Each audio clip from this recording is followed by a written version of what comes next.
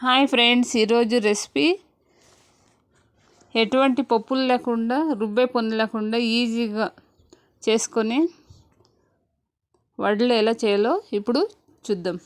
ఒక cup medium రవ్వ వేసుకున్నాం, బొంబాయి రవ్వ. ఒక కప్పు శనగపిండి వేసుకోవాలి. 2-3 చిన్న కట్ చేసుకున్న పచ్చిమిర్చి వేసుకొని, రుచికి సరిపడా సాల్ట్ వేసుకొని, చిటికెడు పసుపు వేసుకొని బాగా ఉండలు లేకుండా ఒకసారి మిక్స్ చేసుకోవాలి. ఇప్పుడు పిండి రవ్వ ఏ కప్పులో తీసుకున్నామో అదే కప్తో 4 కప్పులు నీళ్ళు వేసుకోవాలి. నీళ్ళు వేసుకొని బాగా మిక్స్ చేసుకోవాలి, ఉండలు లేకుండా బాగా మిక్స్ చేసుకోవాలి. ఇప్పుడు స్టవ్ మీద ఒక కడాయి పెట్టి ఇప్పుడు ఇందాక కలుపుకోండి మిశ్రమం వేసుకొని బాగా కంటిన్యూస్గా కలుపుతూనే ఉండాలి. గ్యాసు లో ఫ్లేమ్లో పెట్టేసి ఇలా కంటిన్యూస్గా కలుపుతూ ఉండాలి.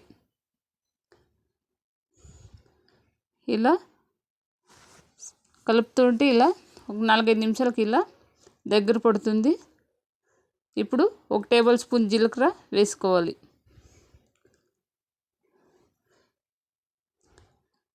ఇలా కలుపుతుంటేనే ఒక 7-8 నిమిషాలకంతా ఇలా ఉండలాగా వస్తుంది.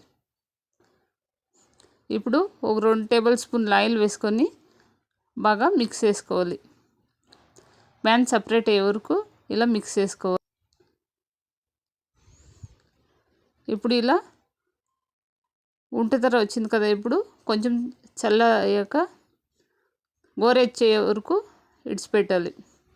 ఇప్పుడు ఇలా అంతా బాగా మిక్స్ చేసుకోవాలి. ఇలా ఉండలాగా చేసుకొని మనం ఏ సైజు వడలు కావాలో ఆ సైజులో ఇలా ఉండలు చేసుకోవాలి.